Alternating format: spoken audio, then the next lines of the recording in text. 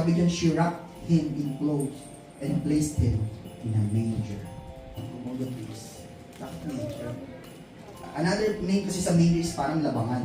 Ang kinakainan ng hayop, yun lang ang pinaka-the best place na nag-prepare ng tungkahan. Wala nang ibang option. But of course, alam natin, may dahilan ng Diyos. Bakit yun? May mensahe ang Diyos. Bakit yun? Iba yung amoy, very distinct. Alam na alam mong amoy hayop. No? So doon nilagay si Jesus. Ang labangan na yun, yun action ng ating mga puso.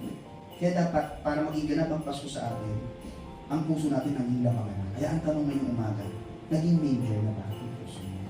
Kasi katulad ng manger, kailan ng hayop, hindi naman talaga, di ba may galit? Oh, madaming tanong sa buhay. Kala mo kung magtanong parang deserving, bakit sa akin pa, Lord? Hindi yung mga tanong mo sa kalangitan, no? Parang ang dami mong tanong, ang dami mong hinanakit, no? Maaaring punong-puno ng kalungkutan.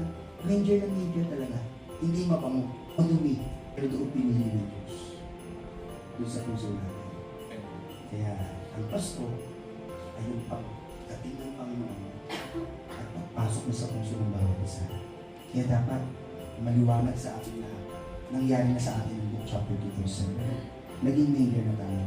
And it will start from there. Ang buhay kasama ang Diyos magsisimula doon sa manger. Yan na po ba? Amen. Closing prayer na po.